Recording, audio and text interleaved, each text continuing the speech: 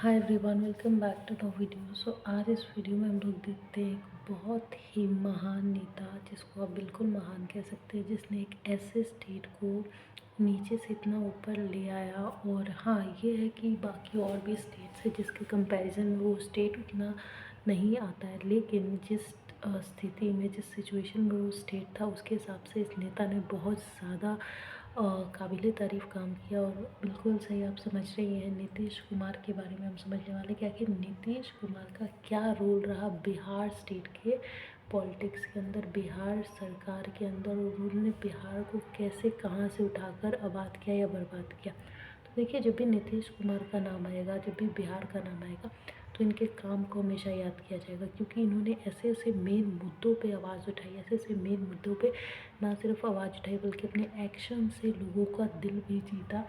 वो है सीएम नीतीश कुमार, जो कि अभी उन्होंने रिज़ाइन कर दिया है। तो हर बिहार का इंसान जो कि समझता होगा कि नीतीश कुमार का क्या कंट्रीब्यूशन है बिहार के अंदर, वो हर इंसान दुखी है, जिसमें से एक मैं भी हूँ।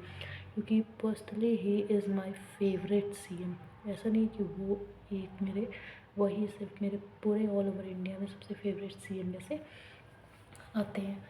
देखिए, सबसे पहले नीतीश कुमार की अगर हम बात करें तो बिहार के पॉलिटिक्स में वो आए थे एक समता पार्टी, जो कि आज के टाइम पे जेडीयू यानी कि जनता दल यूनाइटेड के नाम से जानी जाती है। वो 2005 जो ईयर था, उसी ईयर में वो पॉलिटिक्स में, बिहार की पॉलिटिक्स में एंटर करते हैं।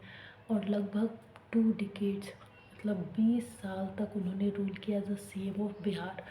इसीलिए उनको शोषण बाबू यानी कि गवर्नेंस मैन भी कहा जाने लगा, क्योंकि 2 डिकेड, 2 दशक आप समझ लीजिए, जिसमें पूरे 20 साल आते हैं। ऐसा शायद ही कोई सीएम होगा जो बैक टू बैक, मतलब लगातार, ऐसा नहीं था कि बीच में डिफीट था, पूरे 20 साल वो लगातार सीएम बने बिहार के। तो ऐसा कोई और आप सीएम नाम ले आइए जो इतने लंबे ईयर तक बना हो, आप कहीं नहीं ला पाएंगे। ऐसा नहीं है कि सिर्फ सीएम ही बने, उसके आगे आप काम देखिए इनके। हाँ, ये सच है कि बिहार अभी भी बहुत पिछड़ा हुआ राज्य है, लेकिन जिस तरीके से वो पिछड़ा हुआ था, उसके हिसाब से काफ़ी ज़्यादा उसको वेलकम किया गया है। और वो किया है सीएम नीतीश कुमार ने। इन्होंने इंफ्रास्ट्रक्चर पे ध्यान दिया, बिल्डिंग बनवाई, इंडस्ट्री बनवाई, जितना उनसे हो पाया, जितना रिसोर्सेज अवेलेबल थे, मतलब उन्होंने पूरी कोशिश की कि इंफ्रास्ट्रक्चर के अंदर भी चेंज लाया जाए।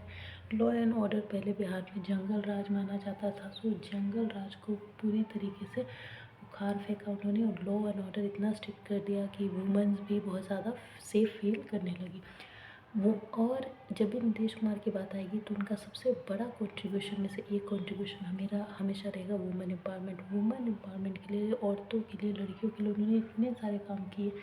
वुमेन के लिए साइकिल योजना, scholarship, 35% reservation in government job, मतलब इतने स्कीम्स लाते हैं नीतीश कुमार, लाते थे, अब तो खैर उन्होंने रिज़ाइन कर दिया वुमेंस के लिए, कि वुमेन एम्पावरमेंट में इनका शायद पूरे देश के अंदर ही एक ऐसे नेता है जिन्होंने इतना ज़्यादा वुमेन को अ, एक पोजीशन होल्ड करवाया।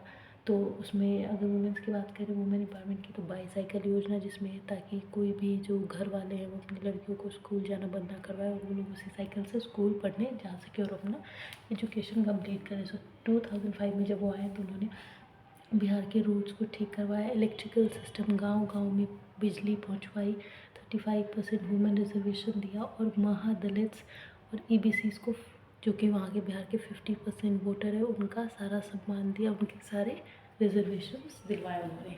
ठीक है।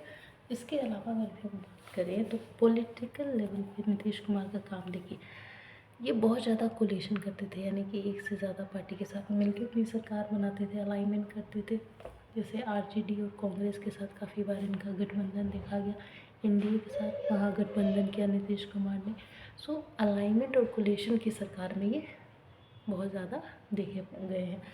और की प्लेयर भी इनको कहा जाता है, क्योंकि ये अपनी होशियारी से अपनी पार्टी बदल लेते हैं, किसी के साथ भी गठबंधन कर लेते हैं, किसी के साथ भी, कभी कांग्रेस के साथ, कभी आरजेडी के साथ, कभी एनडीए के साथ। सो अलग अलग पार्टीज़ के साथ किसी भी वक्त ये पलट जाते हैं और बिहार के आगे बढ़ाने के लिए करते हैं। सो इसीलिए इनके इस एक्शन की वजह से इनको की प्लेयर कहा जाता है। और बिहार के अंदर नीतीश कुमार ने बहुत सारे ब्यूरोक्रेटिक रिफॉर्म भी लाए, ब्यूरोक्रेटिक यानी कि करप्शन को कम किया, पुलिस डिपार्टमेंट को सुधारा, लॉ एंड ऑर्डर को स्ट्रिक्ट करवाया। और 20 इयर्स के रूल के बाद अब उन्होंने रिज़ाइन कर दिया है और आज के टाइम पे बिहार में बीजेपी लेड गवर्नमेंट है। सो ये एक पॉलिटिकल शिफ्ट हुआ उनके करियर में। स्टेट पॉलिटिक्स जो है, ना सिर्फ स्टेट पॉलिटिक्स में वो इतने फेमस हो बल्कि नेशनल पॉलिटिक्स में वो आ गए हैं, क्योंकि अब स्टेट पॉलिटिक्स जो कि as a CM of Bihar का उनका किरदार था, वो बीजेपी गवर्नमेंट की वजह से, मतलब वहाँ पे बीजेपी गवर्नमेंट आ गई है, उनको छोड़ना पड़ा। तो वो नेशनल पॉलिटिक्स में एंटर कर रहे हैं। राज्यसभा में वो आएंगे नीतीश कुमार जी। एंड जेडीयू के प्रेशर के कारण, पॉलिटिकल स्टेबिलिटी बनाने के कारण बीजेपी के साथ उनको ये छोड़ना पड़ा अपनी कुर्सी सीएम की। और ये क्लियरली एक प्लान ट्रांजिशन, यानी कि नीतीश कुमार के रिज़ाइन का कारण अगर आप भी सोच रहे हो कि आखिर अचानक से क्यों, इतने 20 साल के बाद, 2 डिकेड्स के, 2 दशकों के बाद ऐसा क्यों किया नीतीश कुमार ने। तो एक तो जेडीयू के साथ प्रेशर, जेडीयू पार्टी से प्रेशर आने लगा उनको, और बीजेपी के साथ स्टेबिलिटी बनाने के लिए करना पड़ा उनको। एंड अब जो है आज के टाइम पे सम्राट चौधरी जो कि बीजेपी की पार्टी से आते हैं, वो बिहार के चीफ मिनिस्टर हैं। तो मैं सच पे कह रही हूँ, दिल से कह रही हूँ, वीडियो बनाने के लिए मुझे बहुत ज़्यादा दुख है कि नीतीश कुमार जो है बिहार के सीएम नहीं रहे, क्योंकि वो मेरे बहुत ज़्यादा फेवरेट थे। एंड एक तरीके से मैं उनकी फ़ैन भी थी, क्योंकि इतना कुछ, जब बिहार जंगल राज था, बिहार में रोड्स ठीक नहीं थे, कच्ची रोड से बिहार में ट्रांसपोर्टेशन की कोई फैसिलिटीज़ नहीं थी, जहाँ पे हम लोग अभी भी एनिमल ट्रांसपोर्टेशन यूज़ करते थे, इलेक्ट्रिसिटी नहीं थी। वहाँ पे नीतीश कुमार ने हर एक चीज़, इन्हीं सब जो चीज़ जनता चाहती है अपनी सरकार से, वही सब पे काम किया। रोड्स, इलेक्ट्रिसिटी, और वुमेन का रिजर्वेशन, वुमेन की पढ़ाई, ठीक है, और वुमेन को नौकरी में लाने के लिए रिजर्वेशन फिक्स कर दिया। दलित्स और ईबीसीज़ को भी, यानी कि इकोनॉमिकली बैकवर्ड क्लास लोगों को भी उनका सम्मान दिया और उनके राइट्स दिए, उनके भी रिजर्वेशन को बरकरार रखा। सो आई होप कि ये आपको नीतीश कुमार की रोल, जो उन्होंने अपना किरदार निभाया बिहार की पॉलिटिक्स में, वो अब क्लियर हो गया होगा क्या कि कहाँ से वो शुरू करते हैं और कहाँ तक उन्होंने काम किया। और आप लोग कमेंट करके ज़रूर बताना कि बिहार के सीएम नीतीश कुमार बेस्ट थे, उनको ही होना चाहिए था, या सम्राट चौधरी ठीक है।